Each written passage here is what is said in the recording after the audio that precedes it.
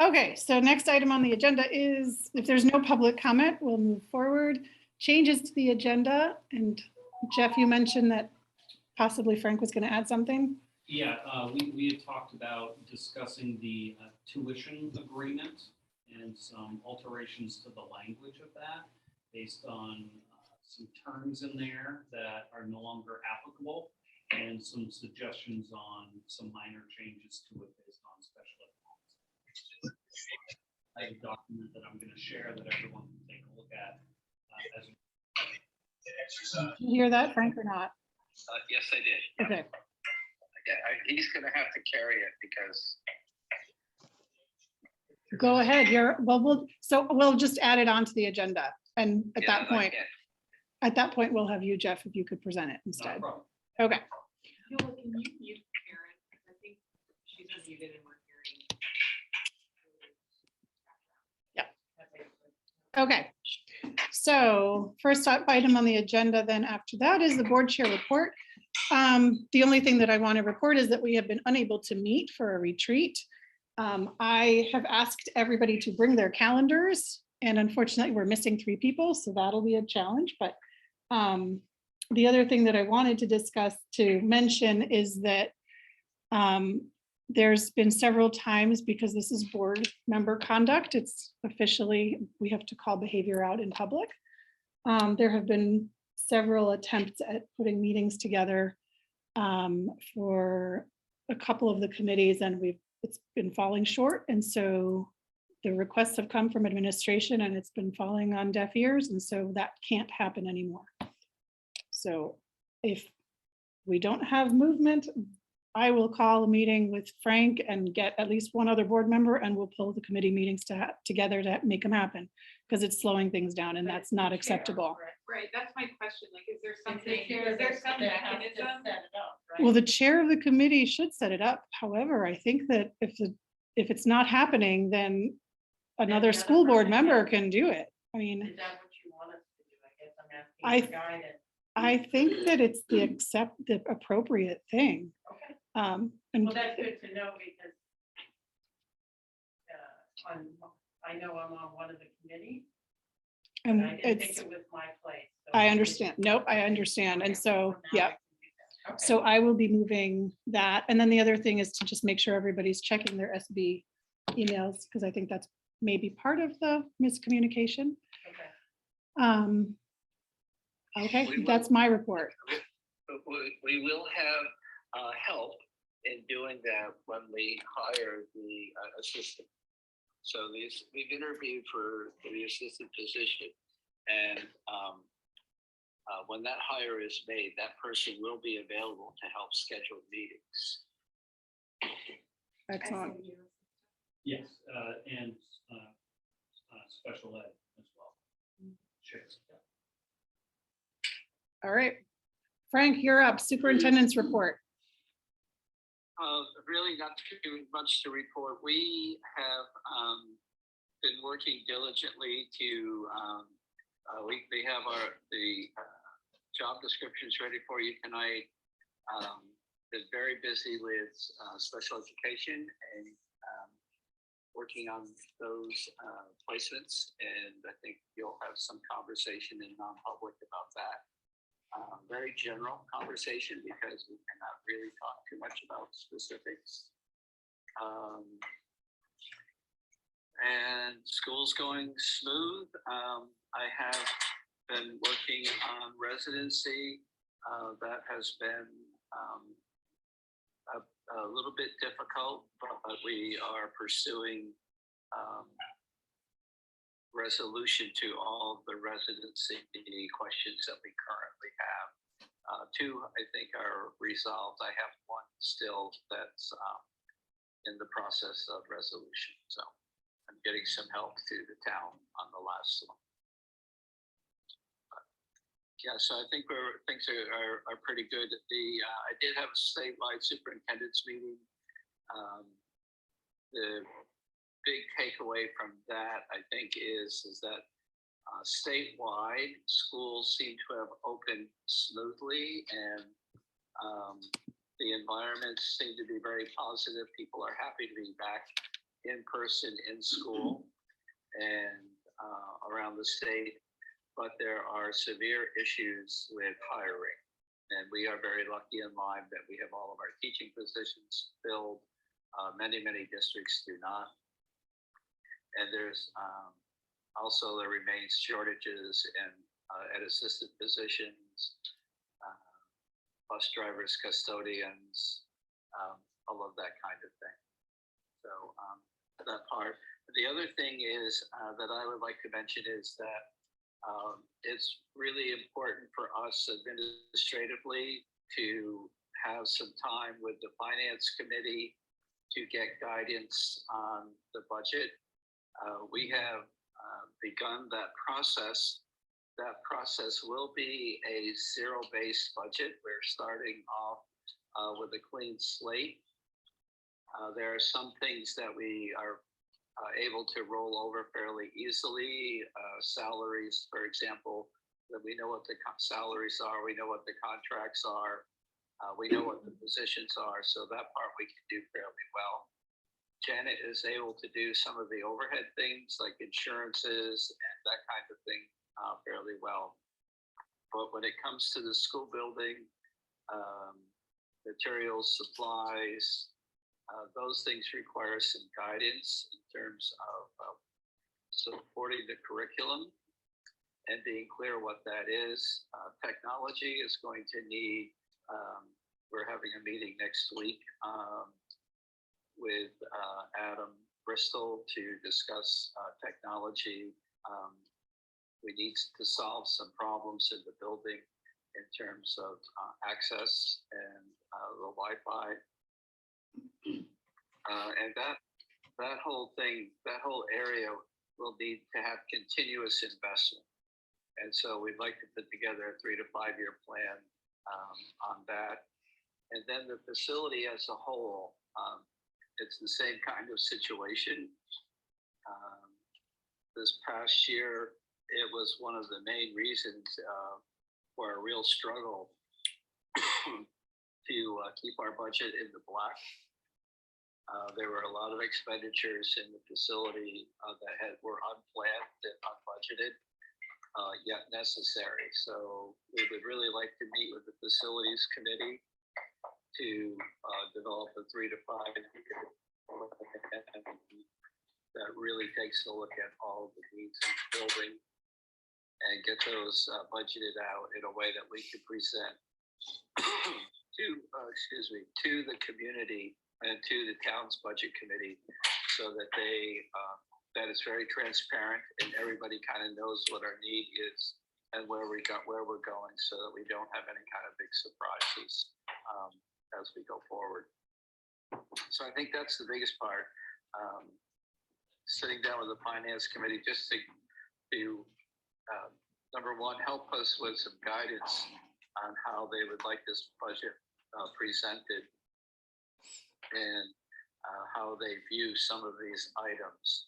And then we'll need a lot of help, I think, from the facilities committee to work with us and with Doug to really kind of plan out what the needs are in the building going forward. And we had a pretty good start last year. There was a beginning of a kind of a plan. It was a little bit confusing as it was presented when I came in, and I think we can do a much better job with that. So that's our hope going forward. So I think that's probably the big things. Very good. Thank you.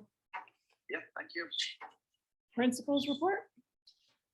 So good evening, everybody. Thanks. We prepared again for this meeting, and we'll continue to prepare one each month. And it has a lot of information in it. So I'm not going to read it verbatim. There's a lot going on. There are a lot of structures and processes that we're getting in place. There's still kind of a lot of me connecting with various groups in the community, and so forth and so on. I think we've had 16 days of school. Feels like we've been in school for a long time, but we really have not. We're off to a great start. happy children and happy adults, happy teachers and happy kids, and on that front, we're doing really well. Work and things are starting to go up in classrooms, on bulletin boards, and so forth and so on. I've gotten to many classrooms, and Ms. Fox tells me all the classrooms all the time. She's getting to the middle. Things are going well. The typical usual first or beginnings of school things, screenings, reading, math, those types of things. Organized reading groups, and of course, the scores. So we've also been doing a nice job at lunch. And a little bit different. We're not even eating in the classrooms this year, eating in the cafeteria. We've had a couple of great levels in there at each meal. It's going very well. We still have the kids there. We have, I don't know if you remember the tables in the cafeteria, but there's 8 seats at a table. And our youngest students, they could fit 2 to a bench, but we just kind of said 1 bottom to a bench, and that could spread them out a little bit. That's made it just a little bit more kind of an easier transition for everybody. Adults included. And I know the students have enjoyed the options for lunch. There are a lot of different options. And every day they do their order. We were doing it the afternoon in the middle school. For the next day, we switched that to everybody doing it in the morning. And students always change their mind. However, they seem to be enjoying the options and finding what they want. So the things are going well. Very good. Thank you. Jeff? Hi, everyone. So from a student services perspective, we are continuing to work on protocols and practices to ensure that we are up to date or get up to date in areas where there is some cleanup needed. In going to the state directors meeting, we were made aware of some changes to state protocols in terms of paperwork informing families of when special ed paperwork will be destroyed on a child's 26th birthday, on a person's 26th birthday, and how we as districts will be informing them of that. And then that led into a long conversation about what to do when kiddos require adult-supported decision-making. We do have a couple of individuals who fall into that category. So there's been some discussion about just ways to ensure that everyone's due process rights are being properly followed. Then in terms of in the building, instructional practices, we are a member of the West Central Group, which is part of the New Hampshire Association of Special Ed Administrators, and working with our case managers to do trainings and get up to date on best practices in terms of how to write plans to ensure that areas of those IEPs and 504s are properly worded, to ensure we're looking that we have data-driven decision-making on those plans, and that services are based on data when decision-making is done.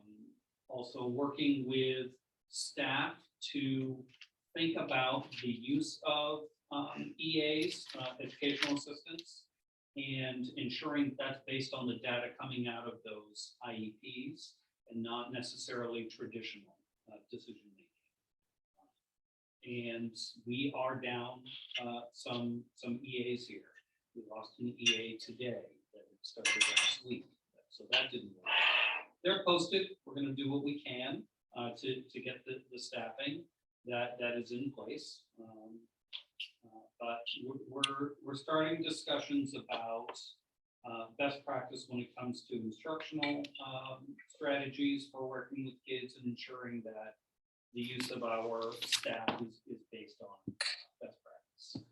hiring, as I mentioned, we did lose someone today, but we are working with Sunbelt to see what we can do about other positions.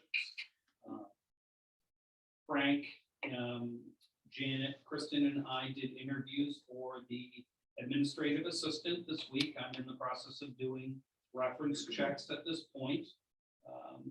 We were pretty happy with the candidates that we have, but that process isn't done yet. So probably the next meeting we'll have more updates for you there.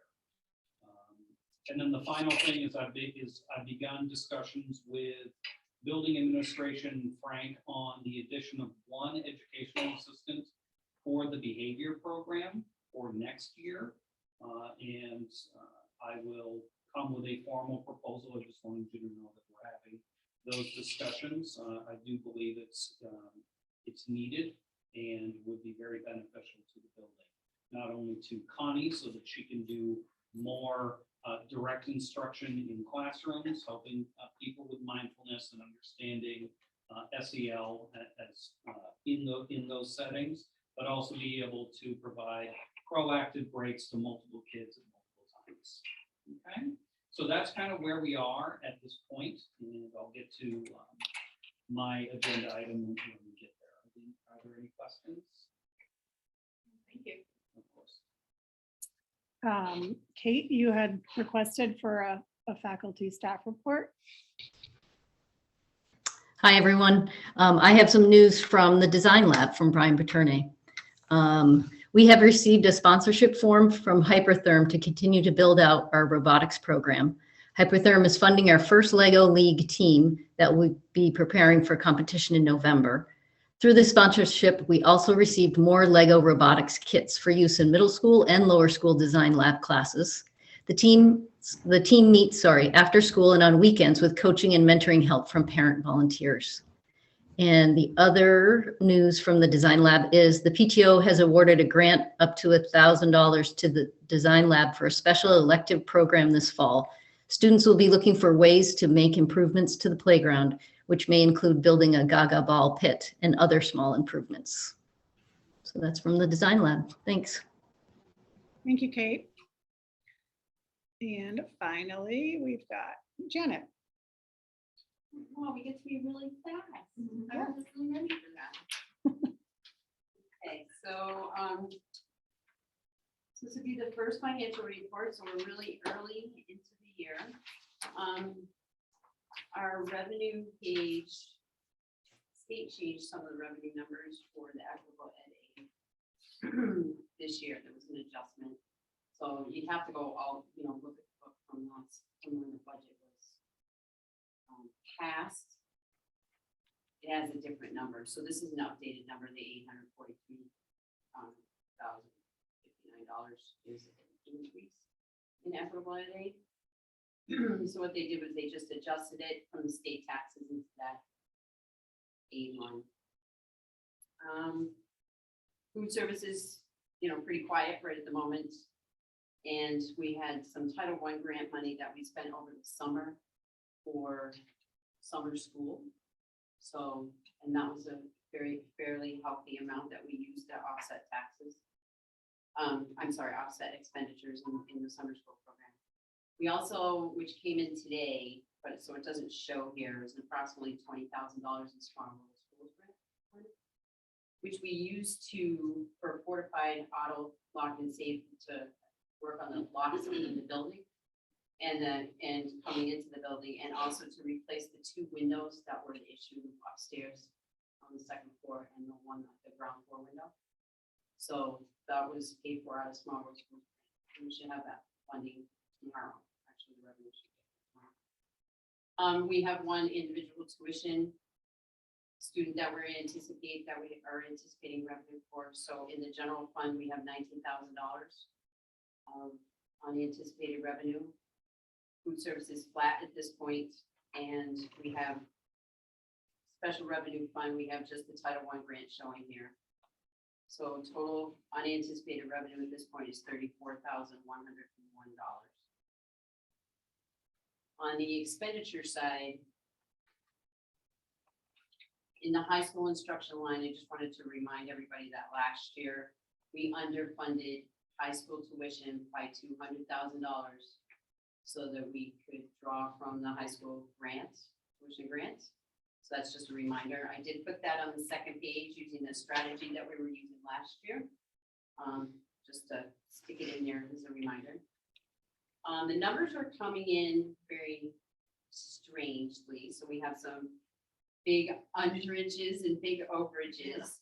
And the reason for that is the movement in personnel code. So you really can see it if you look at the ADS report. So on the high school side, all the personnel expenditures are coming in as an obligation of 0 because the personnel that was being paid out of there is now going to be paid out of the SAU grant, out of the SAU section. So that's why the SAU looks over. So it's really just a movement from one place to another. Technology, I put in technology. You guys asked for that last year, so it has its own coding. So that came out of the 1100 fund. Those lines went into a new technology group. Elementary special ed is coming in under. That's also partially due to the movement of personnel coding. SAU looks like it's really hugely over, but that's the same issue. School administration as well. And in buildings and grounds, our personnel costs are moving to contracted service at this point because we had 2 people that were budgeted for 1.5 FTE, and we did not fill those positions. So we also have quite a few purchase orders that haven't been entered yet. So we have some big ones coming out. Contracted service in buildings and grounds is one of them for our cleaning service. We haven't done that yet. And then there'll be some special ed ones that will be coming up. So right now, using the format that I used last year under food service, we have and this is encumbering heavily, anticipating that we're going to spend every penny, a positive fund balance of $135,613. And then adding that to the revenue of the $34,000. Right now, we have a projected surplus of $133,576 overall. So I think I did something really wrong. But anyway, so this is yeah. That's what. What's that? Oh, good. Does anybody have any questions for me? Nope. I'm going to take the opportunity to ask if there's any public comments since we have to do 30 minutes of it. Okay, seeing none. So first item of business. Do I have a motion to approve the minutes as amended for August 18th, 2022? Moved by Glenshaw, second by Boylston. Any questions? I just added some clarification on the one item, which I honestly can't. It was in red. Yeah. The red. I just didn't know if you wanted to add under the lunch prices, the adult lunch. We did vote on that. No. Did we not have that in there?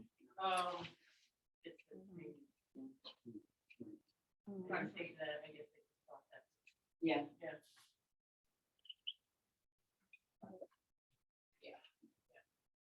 Okay, so the lunch prices. It's on 3D. It's $4.25 for each standard lunch and $5.29 for each premium lunch. It was written in there. So the adult lunch is really separated out as an adult. We code it separately. It's not. You could say lunch. each premium and adult lunch. Okay, for premium and adult. Yeah, and that way you can capture of that. Yeah.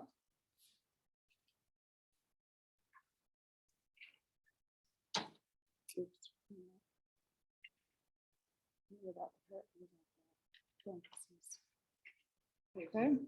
Yes, you have something else? It's a boring grammar. Yes, go ahead. Under 2A, superintendent report, 2A. if you go 1, 2, 3, 4, 5, 6 lines, and job descriptions were updated, and there is, and it should, I think it should just say, and the technology plan for equipment has been updated, as opposed to there is a technology.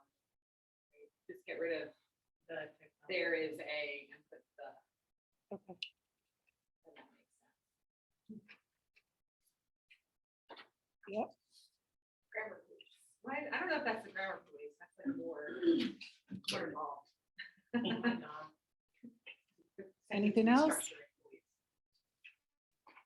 All right. So we'll call the vote. All in favor of the minutes as amended, say aye. I, Motion passes. Next item on the agenda is to vote on the job descriptions for interim superintendent, principal, academic director, and special ed director. I didn't say who was going to present this. Anybody care to jump in? Frank, do you want to present it? Sure, I'll get you started at any rate. So we've been worked on these since last year, and felt that administratively, we felt we had them in pretty good shape, that we were pretty happy with them. And they wanted them to go to the personnel committee for review. We brought them there. We made a few small changes, and I think we're really in good shape. And the thing about job descriptions, they're kind of always a work in progress, because the context sometimes changes around any particular position. And so from time to time, you're just probably going to have to go back and make adjustments. But for where we are right now with the administrators that you have, we think these are pretty good. So, and that committee, we will actually, the personnel committee will actually work on the permanent superintendent's job description next.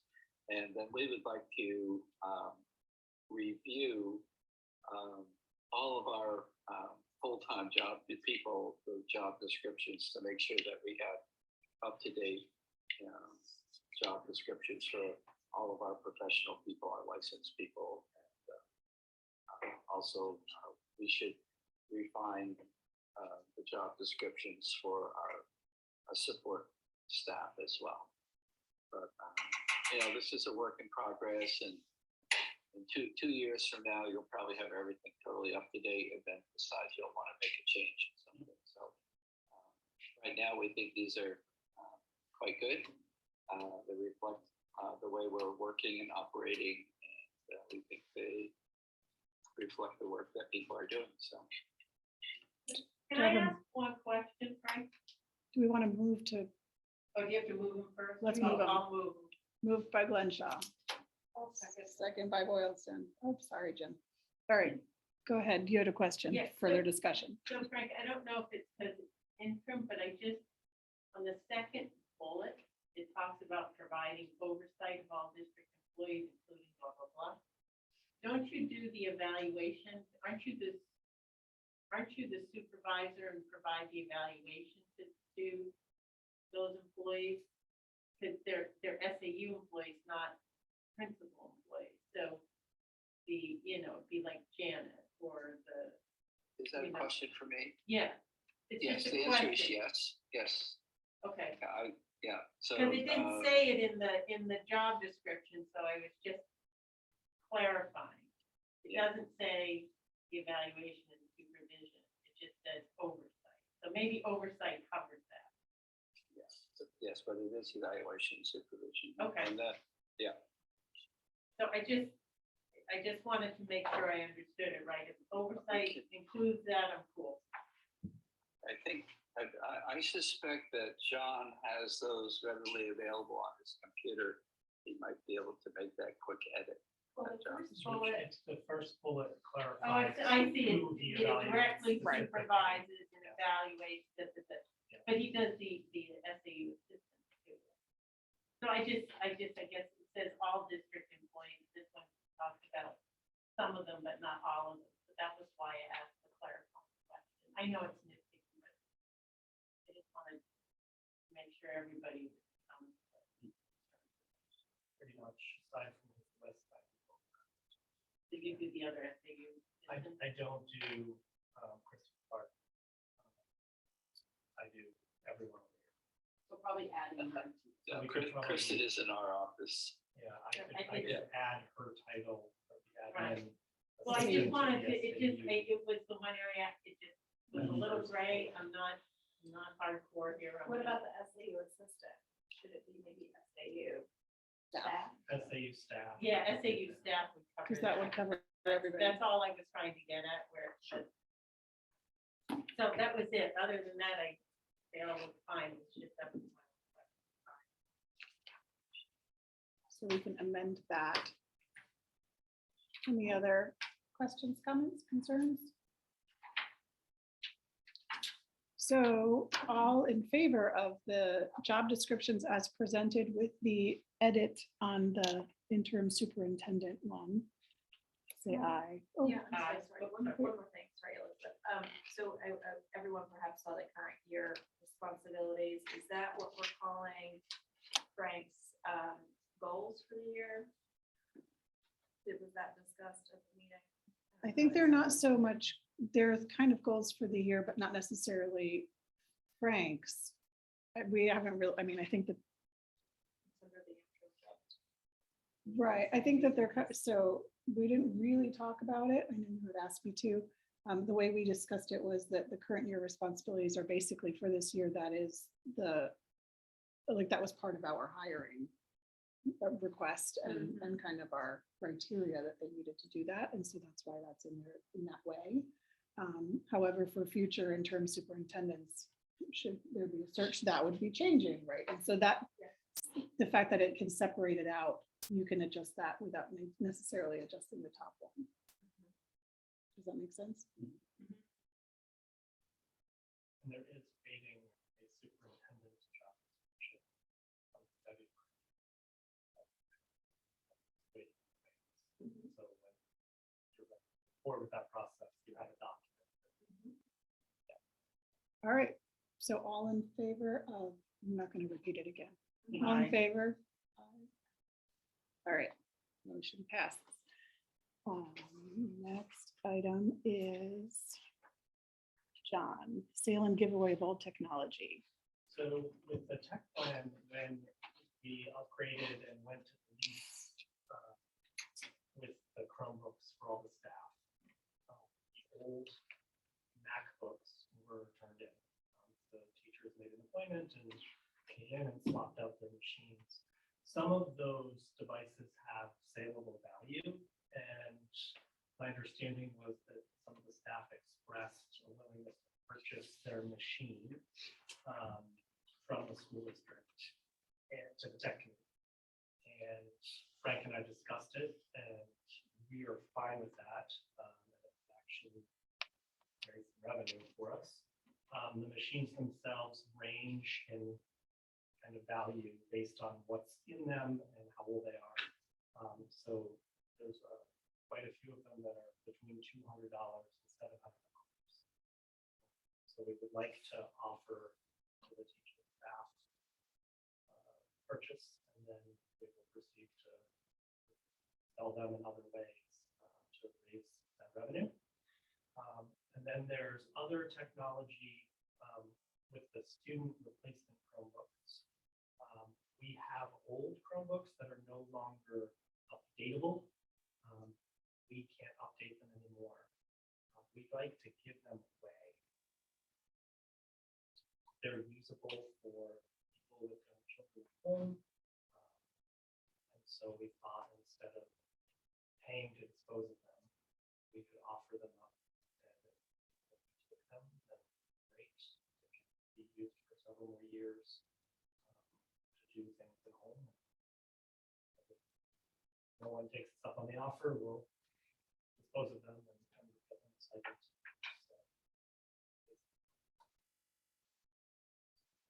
Any questions? So the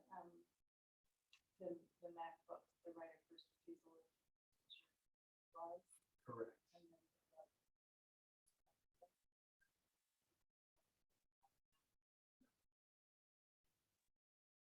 data is all erased on all of them. Correct. Well, then, software, like, When as I'm thinking, because I like to do this, one idea would be to have kids who, because they can't bring their Chromebooks home. So people who don't have a Chromebook and need an ability, like they need an ability to do their homework. That might be a nice idea, or, but do we need to vote on anything on this? you don't, Okay, there's a policy that allows Frank to do perfect, that as superintendent. excellent. Any questions? I will be happy if the minutes are just really clear that the board seem to be in consensus on this procedure. I think you have a unanimous Without a vote. consensus. Yeah, Yes, so that- absolutely. that the minutes reflected, So you know, noted. that we were okay with it. Yep. Roger's got it. Somebody never comes back. All right, so next item is Lyme School Evaluation Plan. So that's also me. So when I came on, the collective bargaining agreement with the teachers describes the Lyme evaluation plan, which was created quite a long time ago. Pre-COVID, it looks like there's an attempt to start a revision process to that document, which would then be approved by both the LEA and the board. That was stalled. It's clear that there's things in the evaluation process that are not being done as a part of the evaluation process. And we do have an evaluation committee in the building that is functioning and would like to continue that work. And so I would just like to let you know that I'm going to work with that committee to continue that work. And then we would draft a document to bring to the board for approval and to bring to the LEA. Great question. Answer that. Kate was on there. She could probably answer as well. Working on that committee. Any questions? Great, thank you. I think I did not actually remove this. Frank, because the SAU office location, we were waiting for estimates. I think that was on the agenda last time, and I don't remember if I think I just might have needed to erase it and I forgot to erase it. But did you want to say anything about possibly moving an SAU?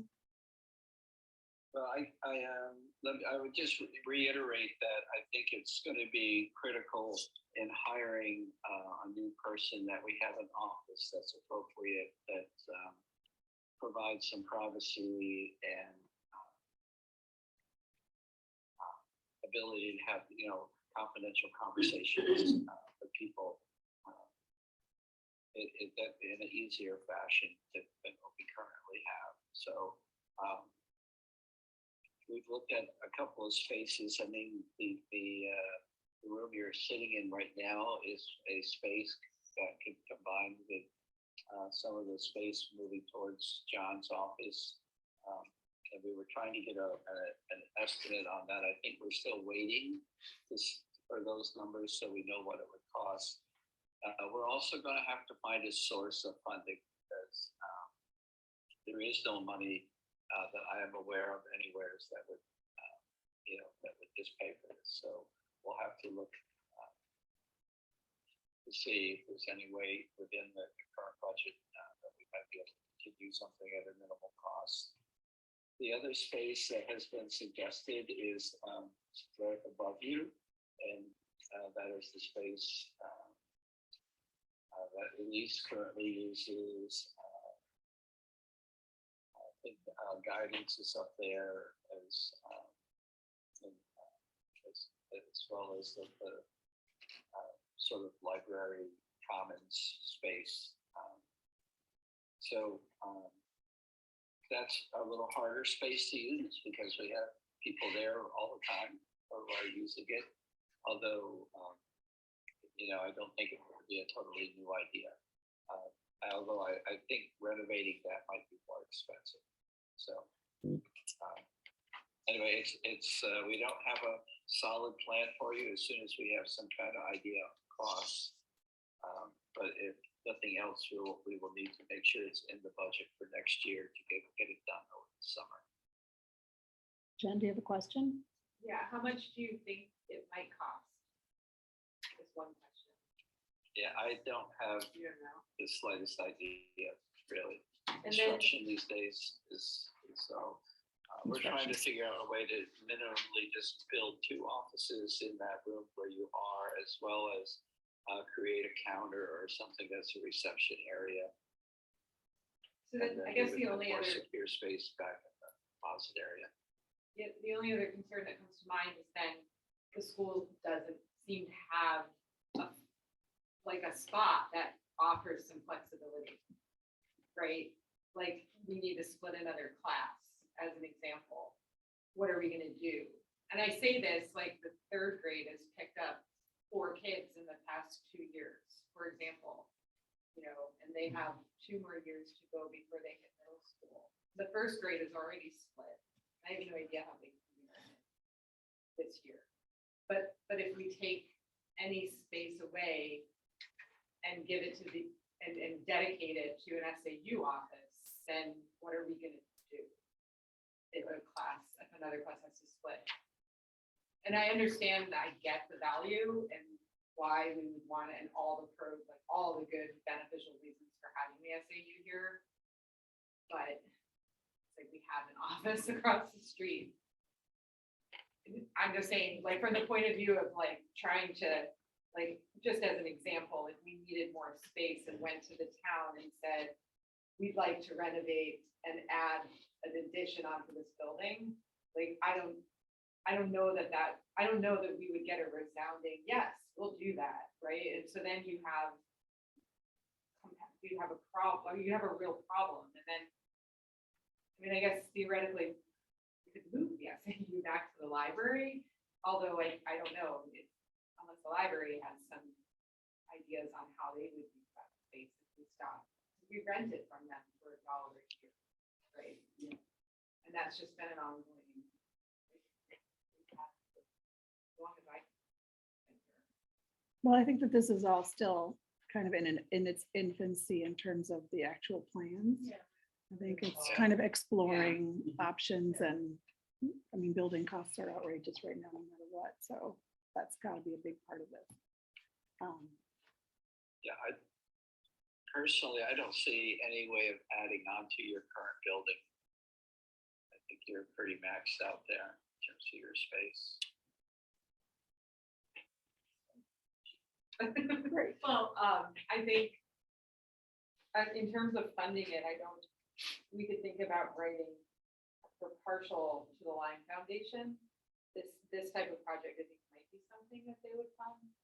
Because it's not like they support these types of like infrastructure development, one-time sort of costs and expenses, and not, for example, multi-year. Also the Burn Foundation, that would be another spot, like if we were really gonna do it, those would be the 2 places first in terms of trying to get funding. Because I don't think that building aid I don't think we get building aid from this. Mhm. I could be wrong about that too. So I know that the NHSBA has been advocating for that, and Yeah. it's not gone anywhere. Okay, moving on to the next item, updating on Alma. So after the last meeting, with your blessing, I went back to the staff and we had a conversation about Alma as the student information system. There were some questions which we got answered by Alma. And the staff would like to move forward. They feel comfortable. They trust me, I guess, that this is a good move for us. So what I put forward to you is actually an 18-month contract. Just to kind of explain it a little bit. We would be responsible for $887.50 between now and June 30th. And that would get us up and running by January, would be kind of the target. That includes training and all the necessary work behind the scenes for us. And then the remaining portion of the $1,200 would be what we would need to pay after July 1 to June 30th the following year.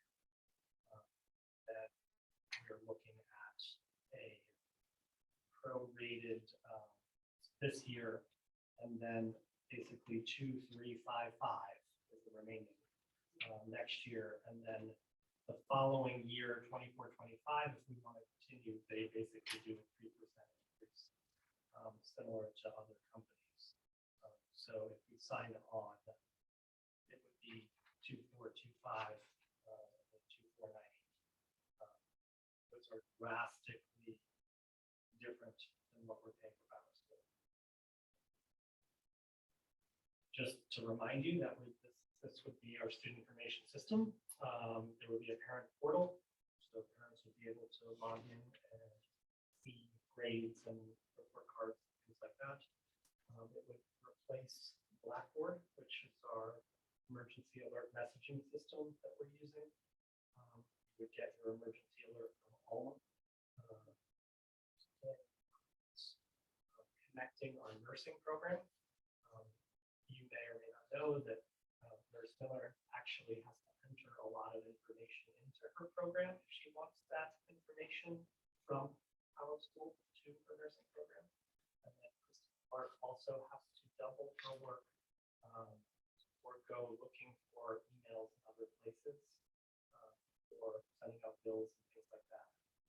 So this includes connecting those programs with Alma. So when we update an email address, Kristen doesn't go searching around. It's all automatic. Question on the password. So does Alma have the ability to allow you to enter data for unrelated groups? Because Alma has like all the data for all the students in campus in the school. But last year we ran into a problem where we needed Blackboard to notify us that. Does it allow you like a platform or some spaces where you have a little ability to? We can just contact one grade level. We can contact one class. Right, but them being a high school, we didn't have that class list anymore. And really we need to get in touch with the school itself. I just was curious. For the high school, we would put the high school students in the system. Why we wouldn't, we have the information in there and identify what's at the kids, to have for kids, and if we ever need to get an emergency message out. And that would be hugely beneficial to me. Finding those parents' emails, contact. So I would love it. So when our 8th graders leave this year, So, yeah, I understand. they will stay there. They will become 9th graders, or we will label them as high school students with where they want. There won't be a lot of other information in there. Right, but outside of thinking about students and stuff, is there any discretionary space for notification? That, I'm just asking. Like, could we, like Lyme Nursery School, for example? No, well, what we had to do was get in touch with the dean of students No, I remember, yeah, at Thetford. So we put the dean of students at Thetford's contact information in our Blackboard system. So when we did a blast, that person was notified. Oh, I understand That's what you're what I'm saying. talking about. I get your question now. So the answer is yes. Okay. So like when I was the principal of a school grant that uses Alma, I received all the automatic, so grant process were late. I You knew. automatically got the message so that I could inform my front office staff. Yes. fantastic. Do you need anything from us at this point? I have a motion and approval to move forward. But I will say that I'm going to offset the cost of $800 So It's a zero cost initiative. Can't for complain to this year. that. There's nothing you can say bad to that. Moved by Greenway, second by Komari. Any further questions or discussion? All in favor? Moving forward to Alma. Unanimous, excellent. Thank you. Next one, NHSBA Delegate Assembly Resolutions. So October 1st, there is the New Hampshire Delegate Assembly. I am the official representative. I have not yet registered. But if somebody wants to accompany me, that might be more fun. It's in Concord. In order for me to vote, we only can have one representative vote for these resolutions. However, in order to vote, I would have to have the support of our board if they agree with those votes. I don't know if everybody had a chance to look through the entire document. There's a bunch of resolutions. It's really interesting. I always find it interesting to hear because they sound really great, the resolutions as proposed by school districts. And then when you see the opposed by NHSBA, you're kind of like it's confusing, but then you read the explanation and it totally makes sense. So I would like to propose that. Well, I guess I have a motion for me to vote as NHSBA recommends in the current resolutions. Not necessarily. Okay. So should we go one by one?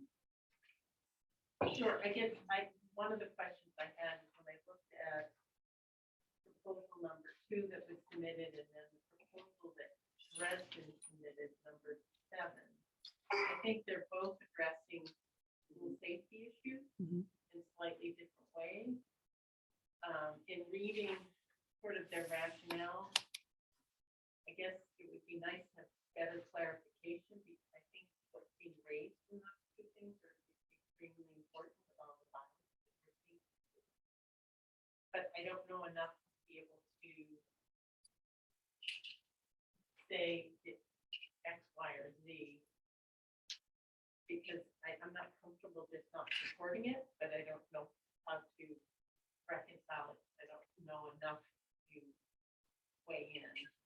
I think the second area that I'd like to bring up and then others is around basically universal school lunch. It is number 4. I would support what Derry is proposing.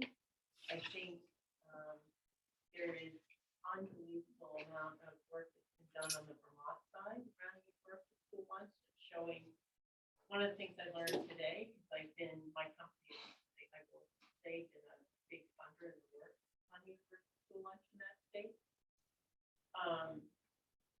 That, you know,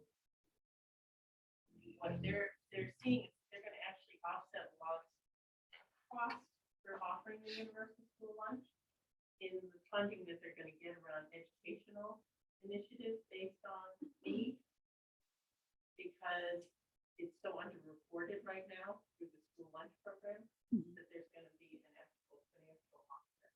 I don't know if that would be the case, but that item. And when you look at sort of food scarcity in these kids, it's a lot higher than what sort of the need number is. People above that need number are also going hungry, and learning outcomes are really impacted by that. And so I think having a federal and state system that supports lunches where you don't have to bifurcate, also the administration that goes into tracking all of that seems to be expensive, burdensome on staff. So I actually support the concept. You know, I don't know if New Hampshire has done the analysis, but like it'd be interesting to hear more about sort of what that has been versus this model. So I guess I wouldn't just automatically not support that. So those are my 2 areas. I mean, I wish I knew more, but that's all. That is the first time Yeah. an hour worth like that. Okay. Let's see.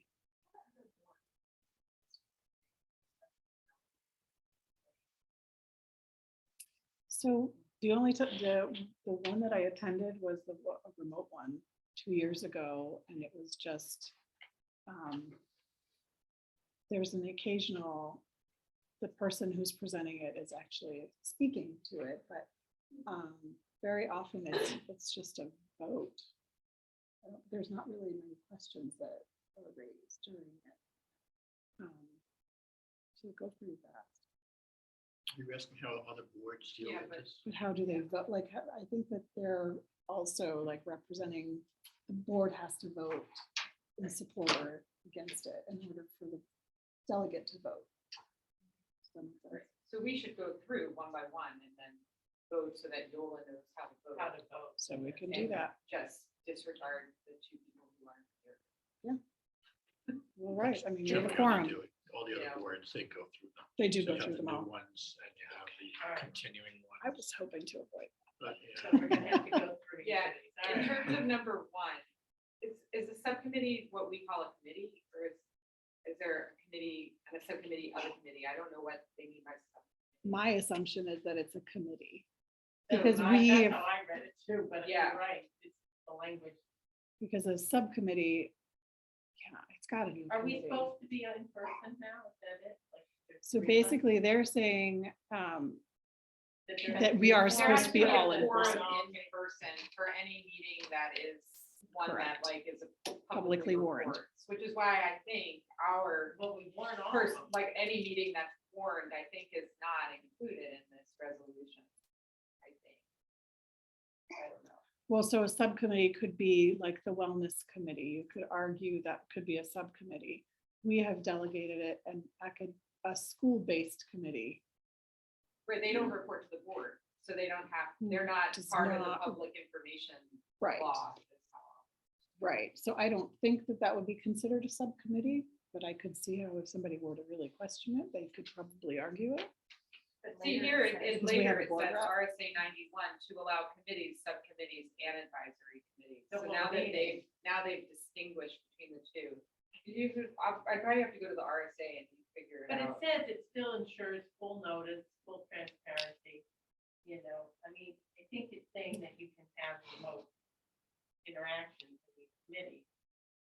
As long as it's warned properly, and I mean, What's Yeah. having the quorum? No, and- somebody has to be physically present in like a For room committee? or somewhere where people could go. right, but I'm saying this, I think this resolution is saying it doesn't require a physical presence for those committees. It's the It's just a quorum, quorum. the quorum presence. So you So- could just have one, like if you have a committee of 3 people, one person You could be still there have to in have one public. person here. When you Instead have a of committee two. of 3 people, you need to have 2. Yeah, so it's just about the quorum being present as opposed to, not I suppose quorum. theoretically, all members could be remote as long as somebody would have to set up, you know, their room. I don't know. I don't think it's a problem that we're gonna confront. Well, I it don't might, know. it might, if you start getting into having community representation on committees. That's what they're saying. know, It whether just becomes very people get challenging to sick. schedule these meetings and to get a quorum in the room. The Right. more fractured and. I guess I support then the alternative plan. Right. So So, I would be happy to. so motion, do we need a, That's my do you want to motion. vote individually for each one? But this is only if. Either that or you can just vote on them all, and just go the way they are.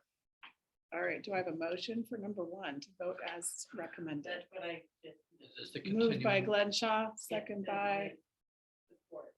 support number 1 as recommended by NHSBA, which is support with alternative language. Second by Kumar. So, I mean, but it may not be amended with the recommended language, right? It's requiring. Well, it's saying that if you, if support with the alternative language. The language may not be changed, so I guess the point is if people don't agree to change, which who are there in person, then we would not support this. Right, They so voted to but they change the would language. vote, and Okay. they would support it. well, but they would vote this down, So, right?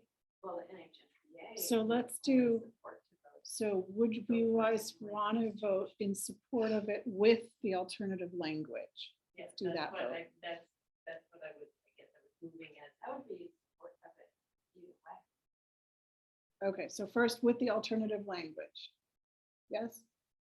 Jen? Okay, so that's a yes. If changes. And then if there's no change, no alternative language. If that doesn't happen, would you guys want me to vote in support of it? If it's not gonna come up, the language already is in place. This Well, the vote is to change the language that exists. So, These are resolutions that are brought to NHSBA by different school districts. And then NHSBA either supports or they don't. Right. That's what their recommendation is, but all these delegates are going to go and say, sure, I agree with school district A, and even though NHSBA says something else, we're going this way. You know, so NHSBA is just sort of another, like an entity that doesn't have a vote. They just have the ability to recommend or not. So they're basically saying, I think, they would say no without any language modification. They're saying yes with language modification. Exactly. Yeah, they would support, but only with the alternative language. And then it's like the budget committee recommends the budget, and then the people in town feel like, well, the budget committee says that this is a good idea, we should do it, even if they don't know the story. So it's kind of NHSBA's sort of role. I would Yeah, support you're this. voting on what the resolution is. NSA then puts their 2 cents in, Mhm. which you have to kind of be careful because they particularly don't want you voting on trying to tell them what to do with regard to the later issues with them quitting the national SBA thing, for example. But, you know, they are a lobby group, and these resolutions tell them what to lobby for. That's kind of what you're And on voting. behalf of basically groups right. that they Right. represent. so if the resolution is set forth with no change to the language, how would you like me to vote? All in favor of it? With no change? Okay, so yay. That's awesome. All right, number 2. Responsibility of each public school to ensure a welcoming, healthy, and safe community for students and educators to thrive. All of these things. It's all about it's the threats and the safety. Yeah, this is why. I'm Only a saying statewide there's 2 of effort. them on this. And Yeah. so, They're And a they little just- different, They're a but- little so different. NHSBA does not support this. The rationale being that that they feel that it's already supporting it because they call upon the Congress and New Hampshire legislature and local public safety agencies to prioritize collaborative threat assessments and crisis planning with school districts and further support legislation at the federal, state, and local levels that protect students and school district employees from on-campus violence. So they already have that as a resolution. And my feeling is it's not working, so. that's Well, why. I mean, I don't know, do we have violence? Do we have a problem with with violence in schools in the state of New Hampshire? Well, I guess Yeah. no, so I think that Depends on the the school. question is the resolution different enough that we need to vote to change it? Is it already covered in their current resolution? Right, so it's saying it's impossible for a single district to monitor, react, and respond. It's the threats in immediate manner requires pre-planning, established protocols. Is there a need to train staff and students? And given all of the current stuff, current state. And so NHSBA is saying that they're already supporting it because they're encouraging the local public safety agencies to work with all of these agencies, the federal, state, and local levels to protect students. From your perspective, you think there's not enough? You know, I don't know when you talk amongst other principals or other leaders in the school. I mean, it would be nice you're the ones that are in these schools every day and having to face this. I mean, I don't really know enough. I only know what I read, you know, in the bigger picture. I've never been in the context.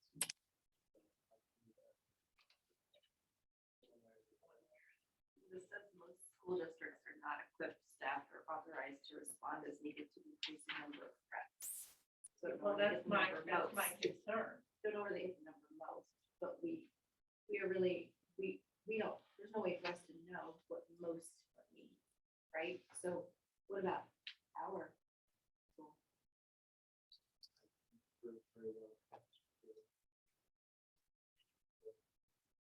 See every day. Your equipped staff and your people, like Well, you have it- authorization to respond. And we have the resources that we've been able to put towards that. Not all schools have that. I mean, this, you gotta think this is statewide. This isn't just us.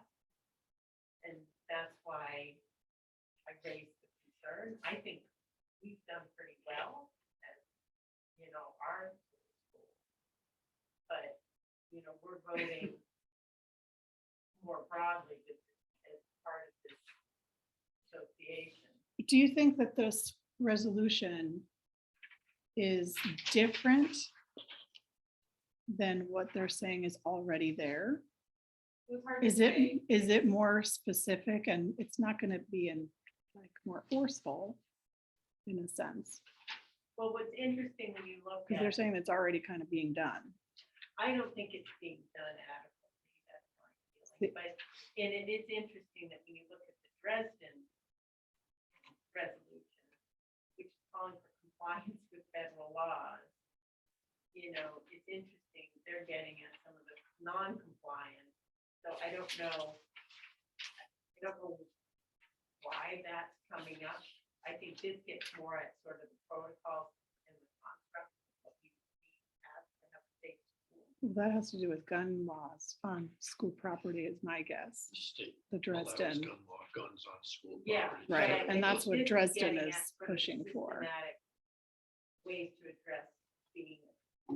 So the Dresden one I can speak to because I remember that conversation. There was, this was happening in Lebanon previously, where there were, like during a town meeting or something, somebody wanted to carry. And so it was proposed earlier to forbid guns from being on school property. The problem is that in some of the school districts, and this is, some of them spoke up saying, we have biathlon, we have other sports that we play, we do after school hours that are on school property. And so we can't ban weapons because we use them for sport. And so that was the rationale. Right, whereas this one, I think, gets to sort of protocols and systems and structures. Mhm. And that's why I support that, because I don't think it's even across the state. I think we've done a good job. The other one, as you said, gets at a different dynamic of it. But Right. I wonder if these protocols and systems, if they were placed, might get at the Dresden issue by default, if there was better systems in place for all of this structure. So you're going back, so number 2 Right, that, I think number 2 gets at the. covers construct. covers the Dresden one better. Yes. What do you guys think? All check, you know, just having.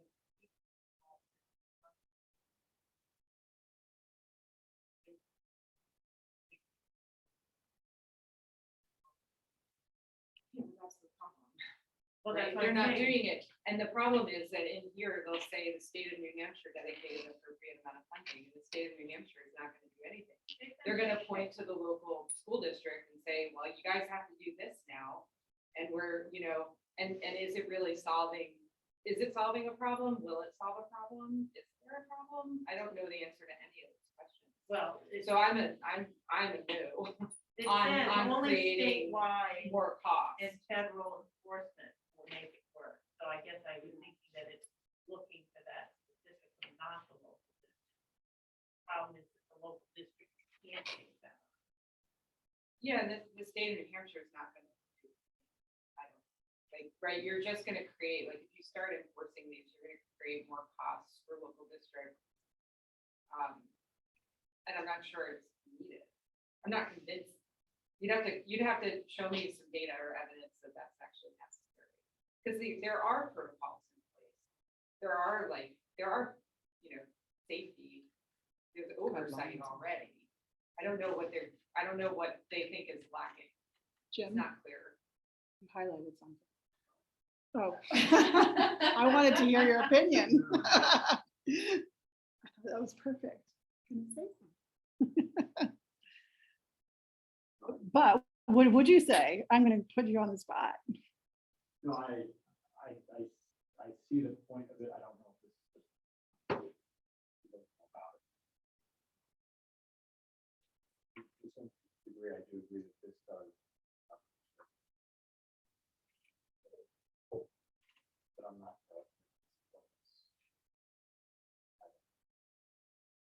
Seems a bit idealistic, what they're proposing. I think that, it's just probably that what would happen if money were thrown at that at a state level and how it would trickle down to local level. So you guys aren't really helping me here. There is no money in New Hampshire to do anything. Right. Well, which is part of the rationale behind pushing it is that the school districts are not equipped to do this. And so only a statewide effort cooperating with federal law.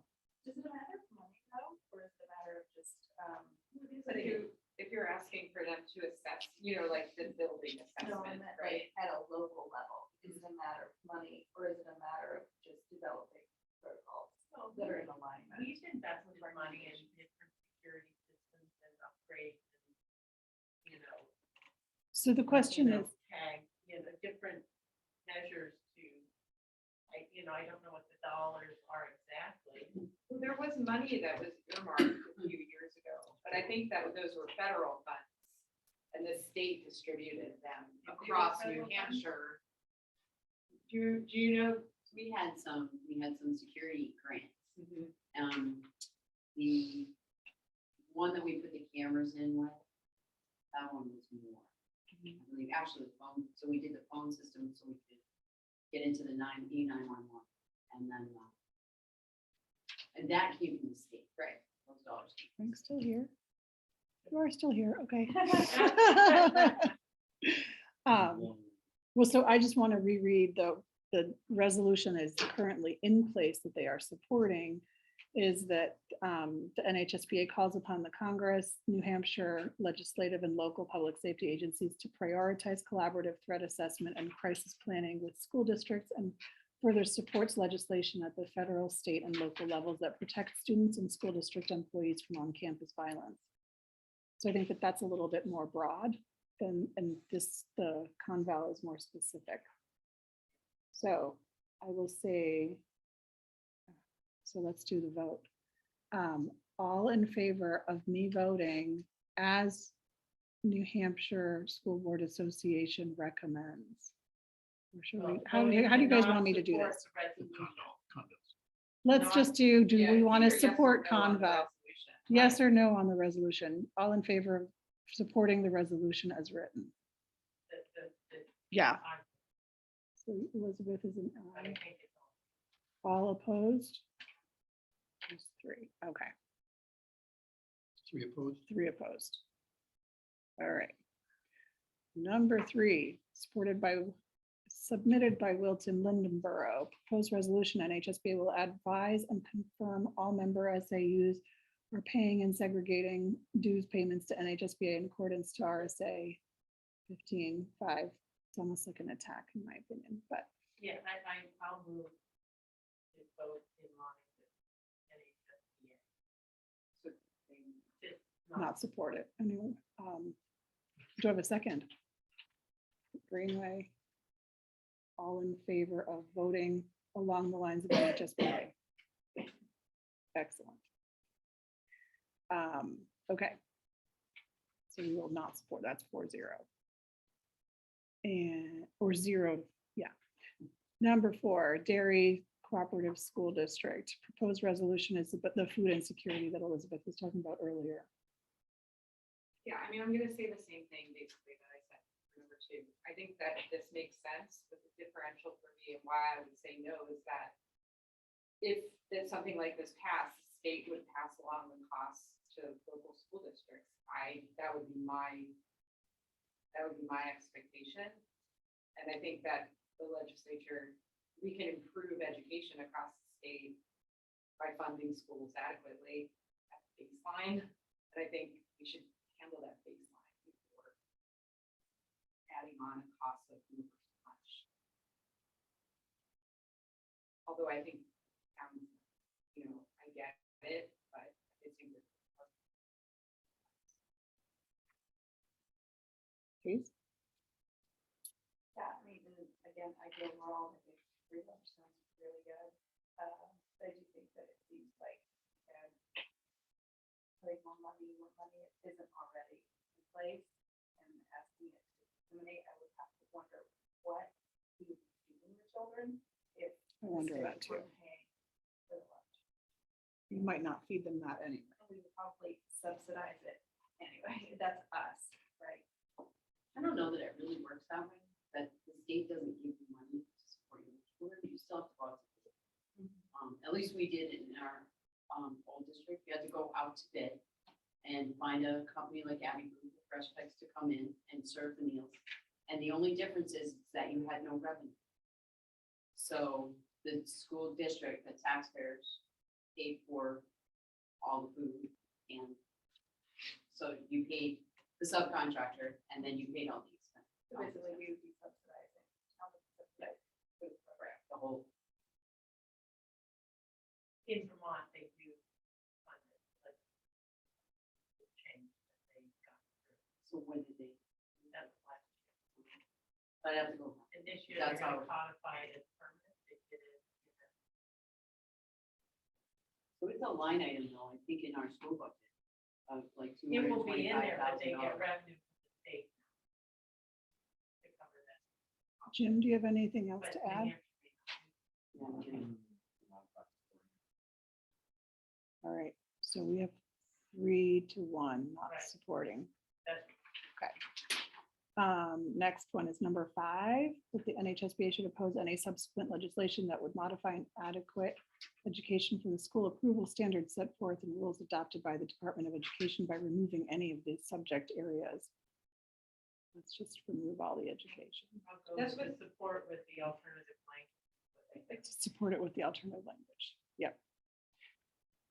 There was an effort last year in I HB remember. 1671, which the Commissioner of Education supported and spoke to in front of the House Education Committee, in which he argued that like all we need are reading and math. No, He actually described our children as boxes, or like boxes that should be filled with core knowledge, like. And that they were going to achieve this by getting rid of everything but the most I'll move important stuff. to in support his with the opinion. alternative language. So Everybody I else? guess the question is, would we support it without the alternative language? Again, this is the resolution is to change the language. I So understand, but it may not get changed. it may not get changed, but that's not gonna be the vote. The vote is, do we change it or not? Try to change. Right? Is that right? You try to change it. Yeah. You're just, you're voting They on may having them choose bother to not change it, and that means we just lose. So let's say, do you support it with the alternative language? Yes, Yes. Okay. Do you support it without the alternative language? yes, if it didn't, if the alternative language didn't pass. Doing I it would very- support it. Not officially. Yes, we all support it without the alternative language.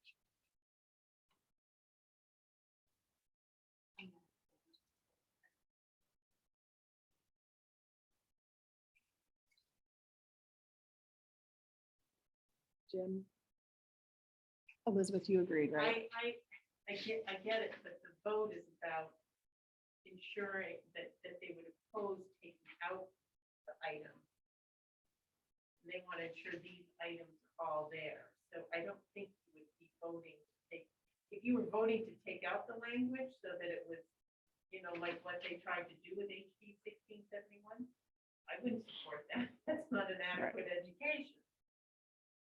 So I guess I would say wouldn't support it because I think learning. That makes sense? Yeah, so they're saying that NHS, as a lobbying group, they would oppose any legislation that would modify by taking away. Right. And now arguing then modify by adding to would be fine. Adding to right? is fine, but Right. I don't want to take away my point.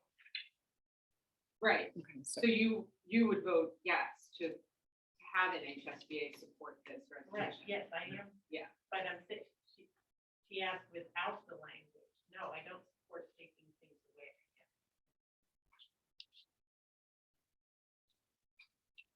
okay. I think I understand. Okay. So, okay, moving to number 6 is resolution relative to a payment by the state of New Hampshire to political subdivisions of an retirement system contributions. The New Hampshire legislation provide viable financial solutions and state funding to resume responsibility for a fair and equitable share of the retirement system for teachers. And they do not support it. Basically, I they're guess I'm saying. gonna have to follow. Yeah, I'm not really sure what. I don't really quite So let's, understand it. should I just read the whole thing? No, you don't need to read, I read it, I just don't quite understand what this all means. I think they're asking that the New Hampshire legislature, because they've increased the percentage, right, of retirement contributions significantly. Well, because they were underfunded. And so, but that big jump, they're asking for the legislature to provide viable financial solutions to help fund them. Correct? That's how I'm reading it. That the state shall annually pay to each political subdivision an amount equal to or greater than 7.5% of both the normal and accrued liability contributions of each political subdivision for benefits under the retirement system on account of its Group 1 teacher members. So it sounds like that this is, that this effort is to keep the incrementally downshift to the local, and so that's why they don't want to support it, so I guess it's supporting this resolution. So they're saying that it's already being addressed by an existing resolution. That's why they're opposed to it. Yeah. Because they already Have submitted opposed the something. recent change in statute that decreases the state's share of local employer retirement costs. So then it's sort of, it's redundant, it's already there. Right. So I support. How's that? Agree with NHSBA? Opposed? Yes? Okay. Dresden, compliance with federal laws. This is, seems like a good I mean, it idea. seems just kind of like a political thing this year, To right? me, Because there is or will be legislation in either the House or the Senate to suggest that we pass some law in New Hampshire that allows us to operate in violation if there's some federal law change with regards to gun rights. And this is trying to push back on the state's ability to do that by saying the Dresden School Board doesn't. I think, I don't know, that's what I think this is really about, but I think I agree with you that it seems very political. And so obviously we were voted in, so you could argue that we're politicians, but you experienced the last school board election yes. in Lyme. It got pretty I remember political. those, but are you guys good with? I would support, I would support the proposed resolution, even though NHSBA doesn't. They think that there's a current, just keeps it fresh. Okay, so basically they're saying no guns in schools. They want to support the federal law Support what federal despite what, government is guiding on gun safety, gun rights and such. okay, so we are agreeing with Dresden, disagreeing with NHSBA on that one. All right, with not Dresden, yes. Yeah, it's Dresden. That was Dresden. Did I mess up? Oh, no, there's another Dresden. Number 8 is participation in national level school board organizations. So they have to pay dues. And of course, NHSBA doesn't want to pay dues. No. So they're saying proposed resolution is participation may require it, whereas the dues is paid. That it shall require the simple majority approval of membership at a duly warned meeting. But basically, we have to vote to say they can spend the money to join it. Given that membership must pay dues to a national organization, it seems reasonable to bring such a decision forward for approval. Meaning That we should, correct. The members of the NHSBA should authorize that spending. And NHSBA does not support it. I can't, I'm abstaining from this one. It seems complicated and NHSBA's response is complicated. I don't know. These associations, so I just don't know.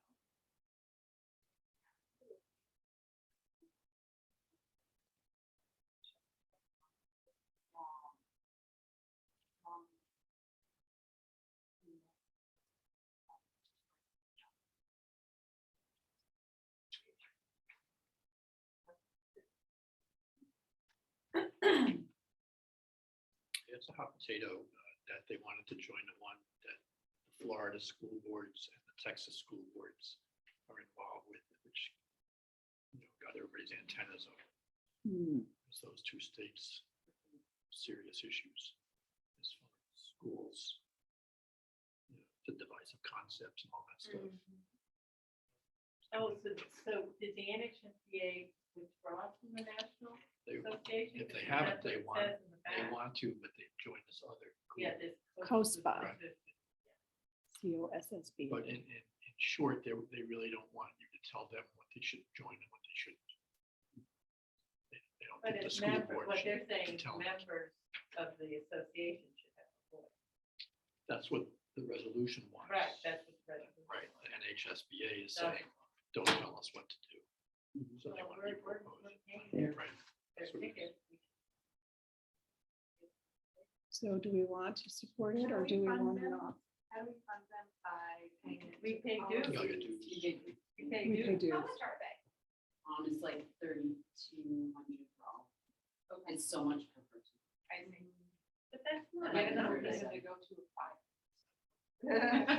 Just kidding. We've used their resources a lot in the Yeah, past couple of years, so. We do. So do we all in favor of supporting the resolution and opposing NHSBA recommendation?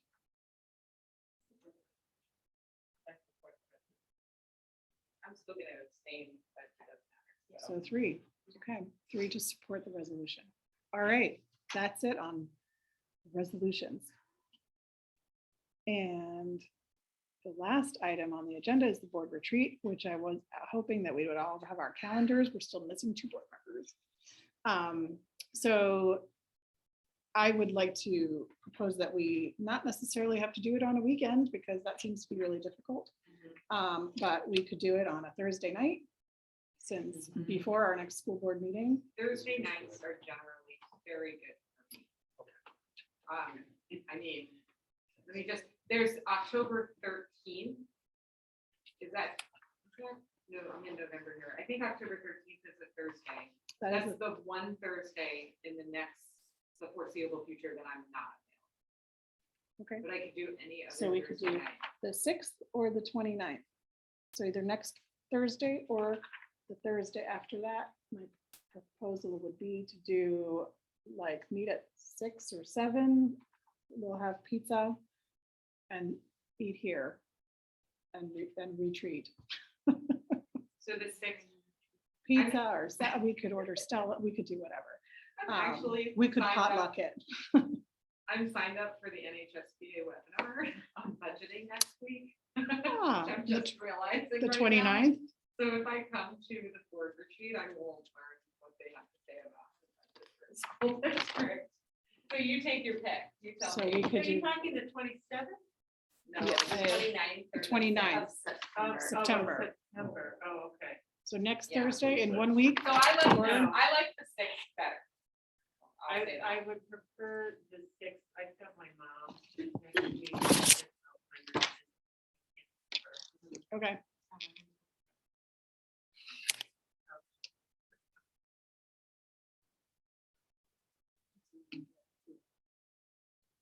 Hmm.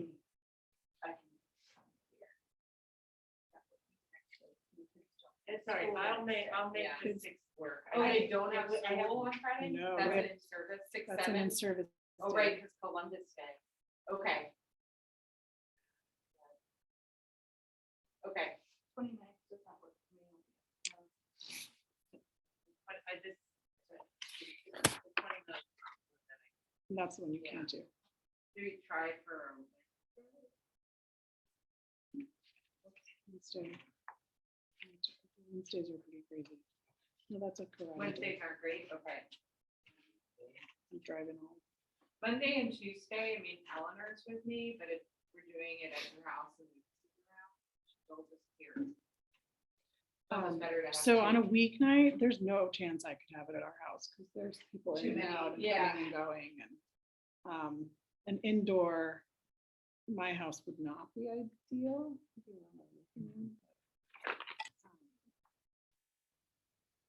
I mean, not if we want like desktops. Or like a table. Yeah. I did notice Dowd's is open How again. about we set the date first? and then Let's figure figure out the location Yeah. after. The other idea would be to do on so October 1st, I have to go to the delegate assembly. The second, I have robotics from 4 to 6. So. But other than, well, I better look up and then this soccer weekend is schedule, too too. fast and Right. Frank's not around. So can we tentatively set the 6th? I'll block it. This is 7:30. But he he's working can't come at unless Or 7:30 7? later. We can do 7:30. Yeah. Okay. So 7:30, does that work for the two of you? Also? Janet, you too? 7:30, okay. So we can figure out the location. I would And say we're- we could do it at my house, which is, well, you guys had it in my house. It's not like it's great when it's warm. Maybe it'll be a little warm. We could use the porch because a giant porch would be inside of my house. But I think we could make it work. How long do you anticipate this going? This concerns them. I think the topics for the agenda would be to discuss committee stuff. Kind of really focusing in on what each committee is going to be doing. And talking a bit more about the superintendent search. I don't think it's going to be a very long retreat. I don't know if there's other What specific about things. the new plan? Outlining the strategic, I don't the know. process for that. We Just could- know that that's queuing out, that's what they'll. do Yeah. in the process. I mean, we could, I think that would, we have to start This year, right? prepping it this Wow. year. I think We it's should definitely have a meeting about that. Well, I'm saying that. kind of that- discussing who's at least on it and, yeah. It takes a contract. Mhm. Mhm. So that's why I brought that up. But I still don't think that would be a super long. Yeah. Like more than 2 hours. I can't foresee that. Okay. All right, so the 6th for now. Committee updates. Policy committee is me. I have gotten, oh, I'm sorry. Yes, So- yours. Yes, go ahead. The tuition agreement with alterations to language is Jeff's addition. And for whatever reason, when it was put into the other folder, my comments didn't line up. Where did you put it? I sent it to Yola, she put it in, John tried to put it in for whatever reason.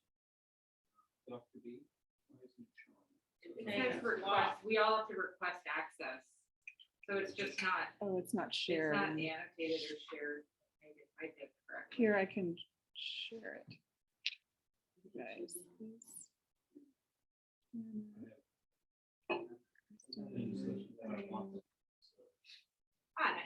Okay, can you guys see that? First line left. That's okay. Okay. Okay. So this is the tuition agreement, and I was going through with Janet, and then I had some concerns around some of the language, particularly in number 5, in part 5, which has to do with student entitlements as it relates to services that are outlined in 504 plans and IEPs for the children of employees and or other people who are tuition.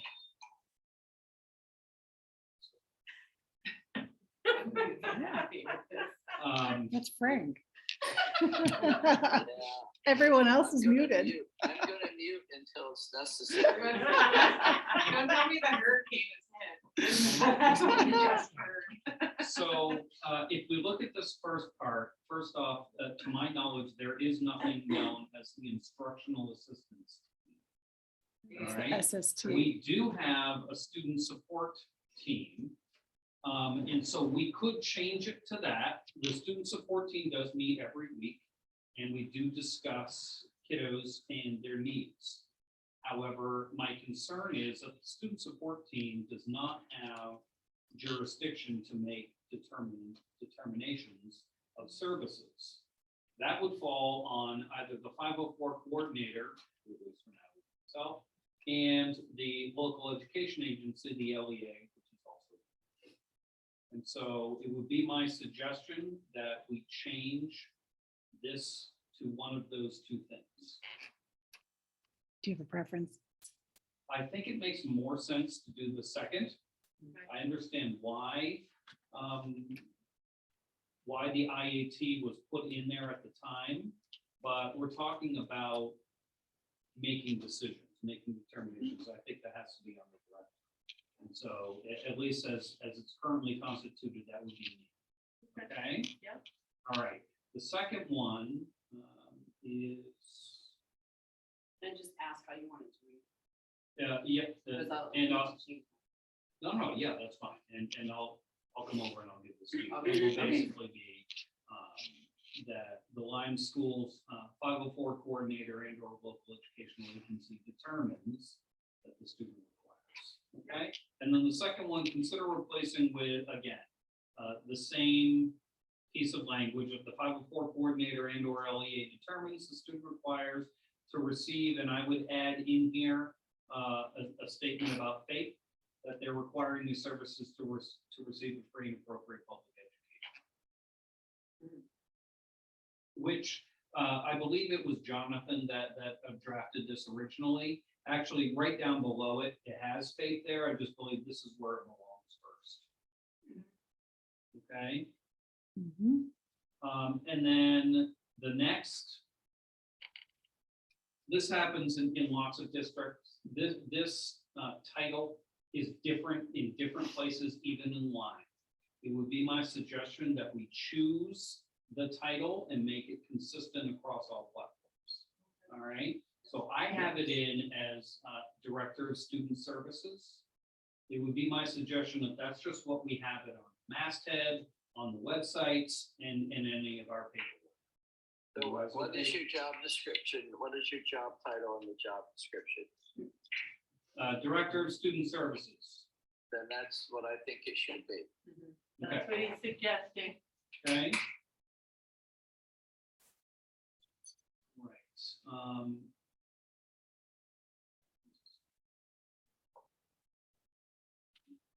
Okay, and I would just add in a couple of words here on number 7, where it says subject to section 5 above. The parents are responsible for all costs related to the evaluation and reevaluation of the student under the IDEA section 504. Consider to provide and or fund services. That the parents are not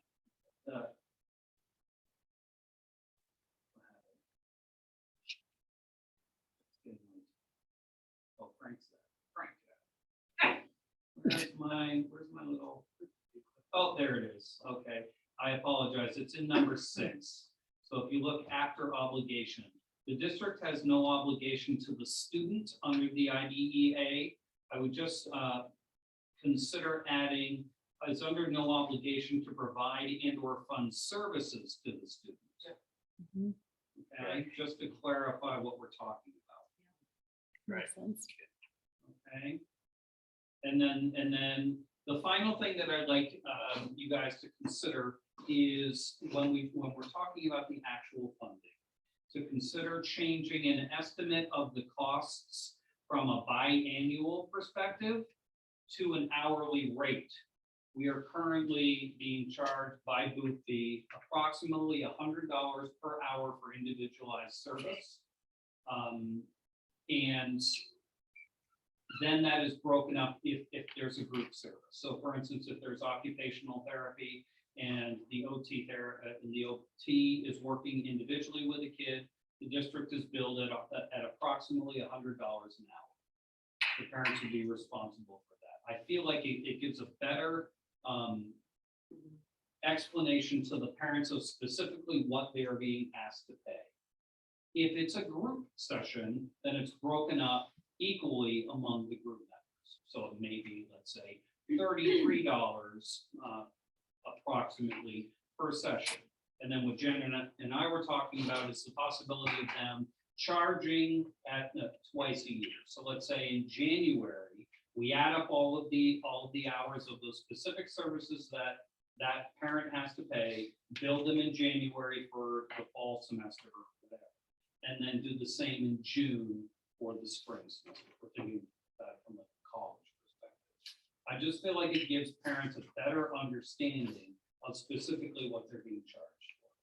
What happens if there is a group session, but there's no group available, and so therefore it becomes an individual therapy Thank you for session? bringing that up. I met with the Boothby OT. Janet and I went through some of the paperwork from last year where we were told that people were going to be put into group sessions, and every single session it said there was no group. Yeah. I let Boothby know that I'm not okay with that, if they are going to set up groups and they believe that it's in a child's best interest to be a part of a group, so be it, but I expect that to be part of the group. Obviously, sometimes kids are sick and that should be in the paperwork and it should be clearly delineated. But I was concerned that it was set up in a way to avoid charging people the proper amount. And so I had a conversation with Boothby. They understand my position. And so moving forward, we're going to ensure that doesn't. Thank you.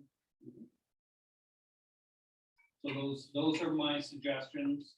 I apologize for not getting this to you ahead of time. It is kind of a time sensitive thing because Janet has to get these out. So the tuition agreement right now, the way it stands, is the parents sign it. Typically, we would have the estimate, and we would charge them that estimate as it is right now. So they pay the tuition 2 times. The bills are late going out. So typically it's September 15th and January. They haven't gone out. I'm sorry. They haven't gone out yet, so I have done some updates just for October 15th, but in this case, if we're gonna bill this part twice, then the parents would get I'm just asking, an overall estimate what the cost would be according to their IEP going into the year, but I'm not physically charging them until January. And then they're gonna get another billing at the end of the year with actual. Right, and I guess the one change that I would make is I would make the estimate based on what we're charged for the hourly rate of these outside services. And then bill them for what they actually got in January for the fall, instead of charging them in September for what they might get, and then have to worry about possible reimbursements or other issues if the math didn't fit. But the tuition piece, I would go forward with still the September and January. Of course. Job description wise, Director of Special Education. Okay. Frank, did you hear that? Yes, yes. Yes, Is that what it should be? So that's what it should read then, right? Or we can change the job description. Well, we already voted on the job Yeah, description. I We're not think going it's back to fine. that. Fine. Just change Director of that. Special Is that all right? Education Yeah. is- Okay. That can be done. All right, so do we need somebody to move this proposed language? Yep. I'll move it. Moved by Glenn Shaw, Second. second by Greenway. Any further questions? Could you just make it actually sheer motion to just say, so it's in the minutes, that we're changing director of special education to director of student services in all of our documents. Yeah. et cetera? Sure. Is that okay? Sure, So I'm the- happy with that. So the I'm sorry, motion just is So I heard properly, I thought we were gonna make it Director of Special Education. Director Because of, that's- We could go. because- Director of Special Education. Because that's what's in the job description that you already. Correct. So So On the amendment table. Or we could is- change that. Yeah, we could, what do you If prefer? you- And we you don't have to want go back. student services, correct? I am. Director of Student Services is a more accurate title. for what I'm doing. So- Okay. So I'm just suggesting that.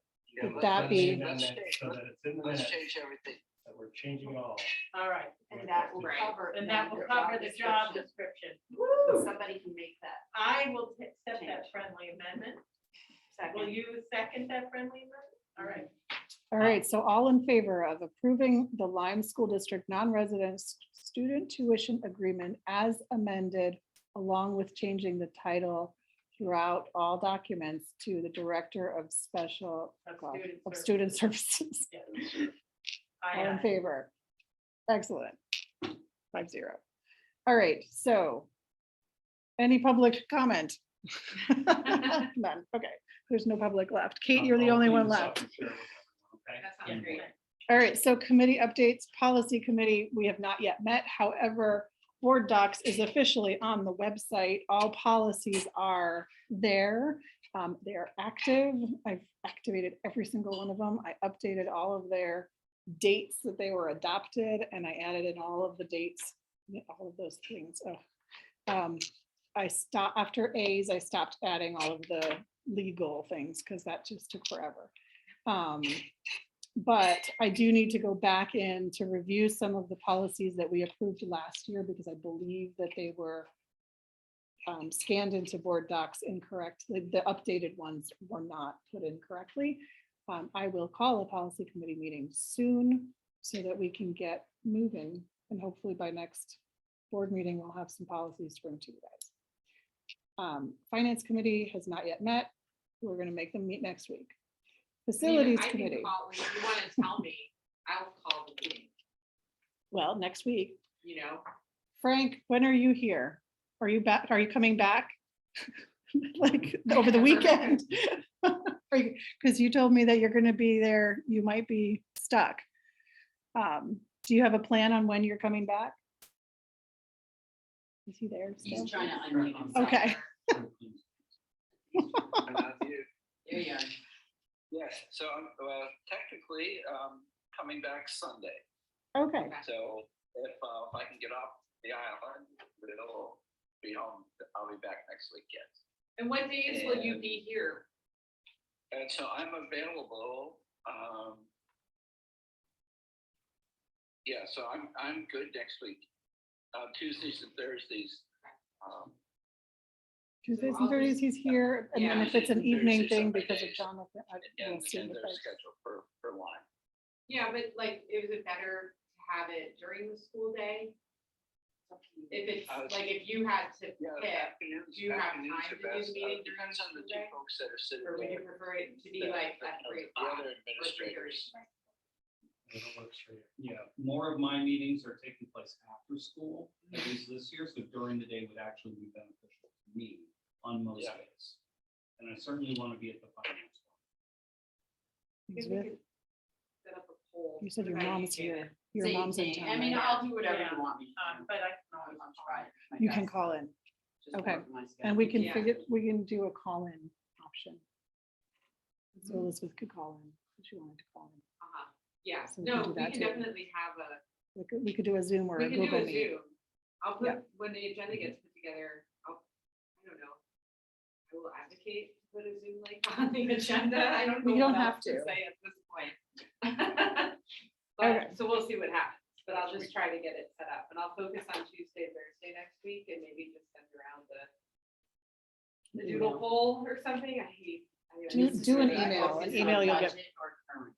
Hmm? Are we focusing on budget or current this year or next, or like next, working out a budget? I mean, if we need to talk about both, we should talk about both, and I think we should start doing that.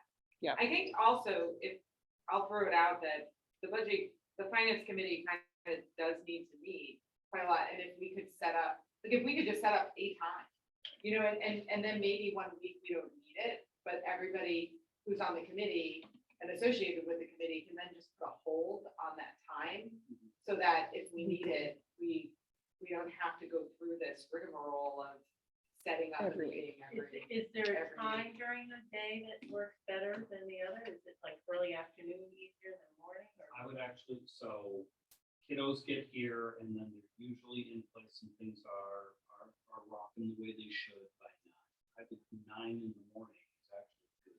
I have a feeling that Tuesday is gonna be better than Thursday, because when Jonathan goes to Manchester often, sometimes Wednesday, Thursday, and I know that he has suggested that it would be preferable to meet during the school day, because our kids are occupied, Mhm. right? Yeah. So we can actually just sit and just be in the meeting. Okay, So Great. I'll shoot for Tuesday, and we'll try to work something out there. sounds good. Facilities, not yet met. Precious resources. Facilities, committee has not met, but I understand that there are tasks and things that need to be discussed in the near future. So we. can we set a date?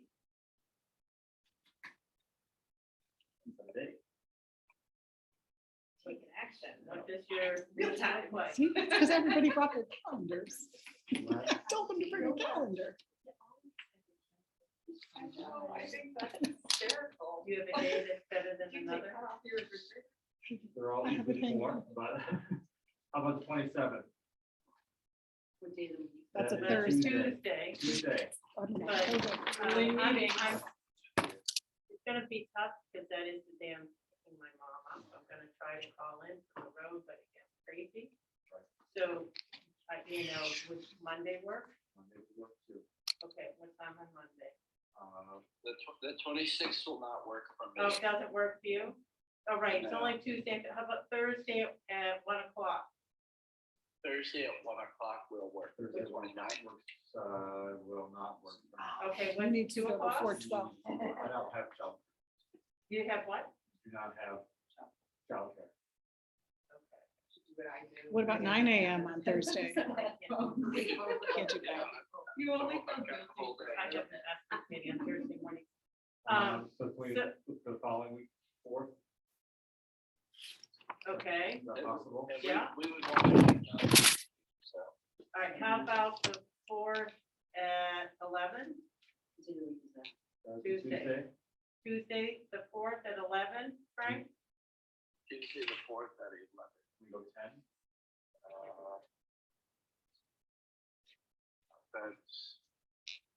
That's not a real great day for me. That's not a great day for you. Okay. How about the 6th at noon? You do The not have 6th childcare on at noon. Thursday? Good. How about the 6th? Is Earlier. noon the earliest you can go? That's earliest I can go. We'll go 6 at noon. Do you have childcare? Facilities. Can you arrange it? 45 minutes. Or less than that. And so, Yola, since not one of us has to be here in the school physically, why don't I be the one here physically Well, at noon? it's the two of you, Frank, the people on the committee, And anybody, Doug, so any of them can be the one? Yeah. Okay, I just wanted to make so sure. the if it had to be quorum of one that us, committee. Right. Then I would, all right. And so you'll warn that and everything? 6 at noon. Excellent. Personnel committee, I ran that last meeting, as you guys know, because Hayes is out of town. We did the job descriptions. the next step is to work on the superintendent job description so that it's ready to go straight away for when we do our hiring. For the search, it will also be run. The plan is also to bring that in front of the LEA and the teachers. The other document that we started work on was a hiring kind of document and flow sheet. Thank you. Sorry. So, and the idea is that it would combine the teacher one with the staff one so that it's just one document that is the hiring process. And that will also, it's not completed. There were some questions and that will also go in front of the LEA because it's part of the CBA and that whole thing. So before it gets brought to the entire board, it will also be brought to the LEA. High school committee, I don't think. We haven't There's met. nothing. That would be Yes. useful. I'm so sorry. No, no, go for it. Question of clarification, how soon do you need to bring my proposal for the new head assistant for the behavior program? That you need. For personnel, that should go to her. So do you want that immediately or do you want to wait a month? It sounds like you have some other things on. Well, I it needs don't to, know enough to that needs to be done in time for budget. Which is, So maybe So it's a new position. it is. If you'd like, I will bring it and then. and get put on the docket. Sure, okay. Thank you. High school, sure. High school. I They don't know should what go even together. the mission of that committee is. We can talk about it at. We need to look, yeah, we'll talk about the mission of the retreat. Yeah. Communications, I think same thing. Wellness committee met and Janet is reporting. Report. We met yesterday. The wellness committee very, very kindly let us use their care. So thank you to Lisa Dameron and the entire one for letting us use their meeting to meet with Fresh Fit. So we met yesterday, so Lisa did a report, so I'm gonna just read it. So Lisa was there, John, I was there, Kristen, Gus, our head chef, Chris Farrow from Fresh Fix, and Chris Cantlin from Fresh Fix. And we had our agenda item, the whole item was just the lunch program.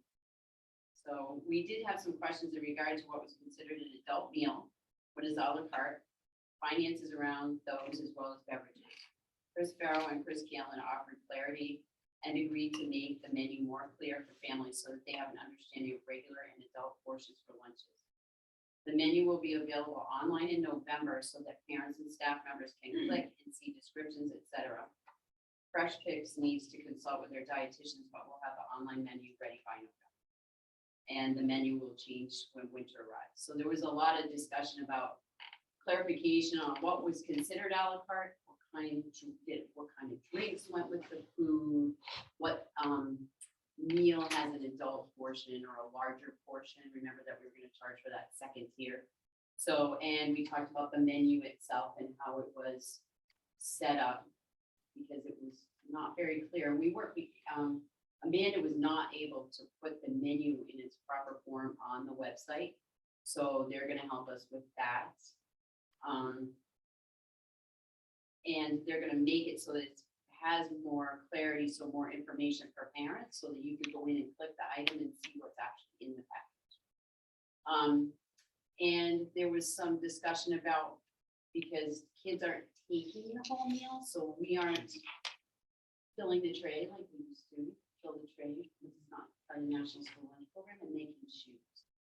And so there was a little concern about that and how we charge for those meals.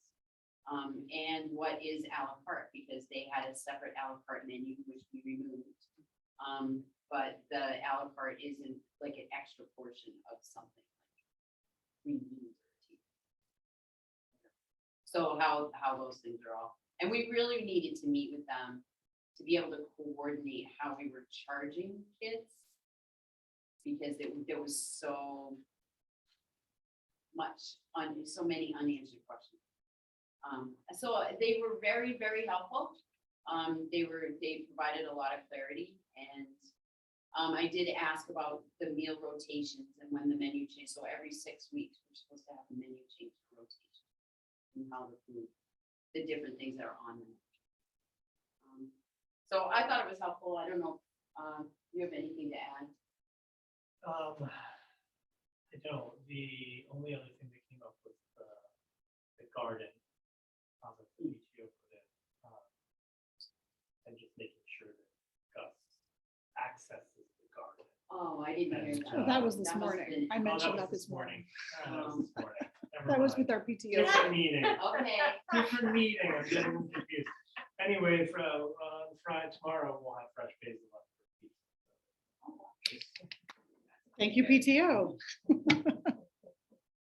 don't know if it would be the purview of the wellness committee or what committee. I would like to, like, at least conceptualize how or if we could bring food service back into the school and hire somebody to oversee it and to not do the fresh fix thing. I mean, maybe I had high do a chef. expectations, but my like expectations, as I guess it's just like Aaron or and the lunches, at least what I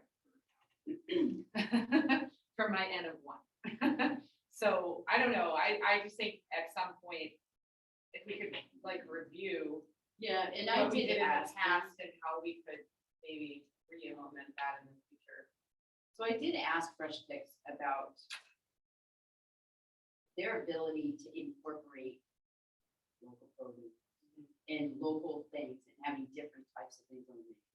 I did ask that question because that was our expectation. And I didn't get a definitive, I don't think I got a definitive answer, but they didn't say no either. I mean, I didn't really. Not pretty sure. Well, yes, but I think that he knew. So the gentleman that was speaking at that time was Chris Carroll, and I think that he knew that that was our. And like every other business that's happening right now, nobody has enough help, and I'm sure it was a scramble for everybody to pull it together for the beginning of the school year and to try to pull these programs together. So I'm hoping that it will settle out and things will get better, but I really do need some feedback because I can share that feedback with them. The chef piece of it, we started, I can't remember when we did. We ran both of those. The last time we hired a chef, we were doing both the RFP process to bid out and the chef search at the same time. That was really hard, but if we had a couple of candidates for the chef, that was when we hired Paul. Then we had 2 companies for the RFP. I see, that was the year, that was the fiscal year 20, right? That was the 1920 school I year? think it was earlier than that. Or was It it, was Paul before was that. here for 2 years? Paul was here for He was here for 2018 one to 19, and Whole then year and then COVID hit. Yeah, so then it was, because that's when 18 he to left to 19. go work in Vermont, right? That was, He left that summer. He had gotten another job, which essentially was closer to. Yeah. To Caduceus driving. Right. Okay, The we job, digress. yeah. But anyway, I think it would be worth, like, at least, So if we, noted. if, I don't Yeah. know how to do it, but if we could talk about it and see if.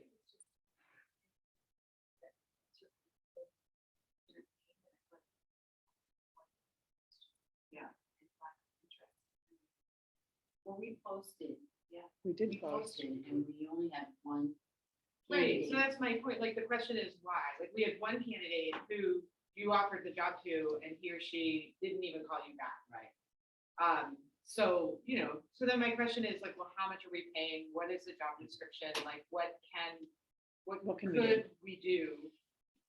And would it be seen as a value in integrating something like that into the budget? It'd be great if Obviously, we my could bring point of that to the view wellness is committee, There, but. because but this is yeah. just the update. Okay, Yes, library so- liaison, you're the library liaison.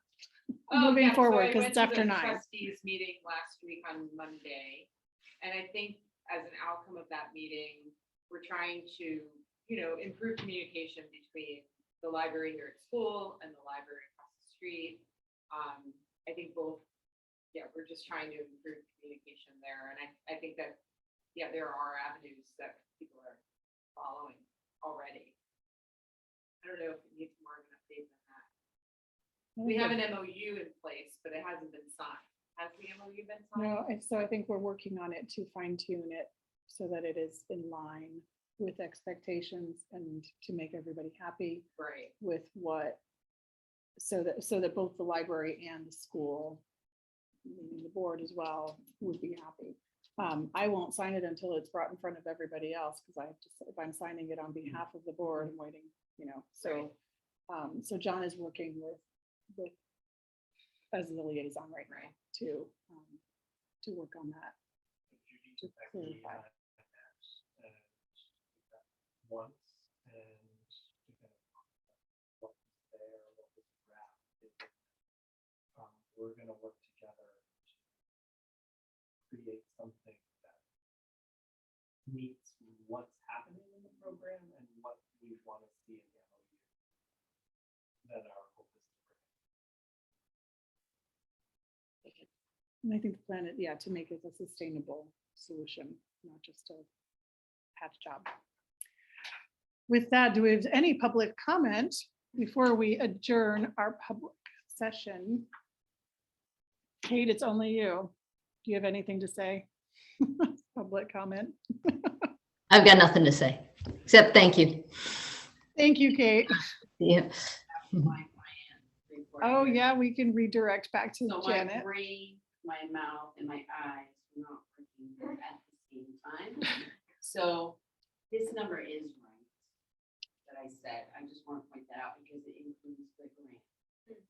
And the grant number is over here at 99. So I just wanted to tell you that. So I thought I was going crazy and I had to go back and look, but yeah, I had a coordination problem. But thanks for listening. Thank you. So with that, it is 9:21. We will adjourn the public session. And do I have a motion to enter into non-public under NH RSA 91A 32C? Moved by Glenshaw, second by Boylston. With that.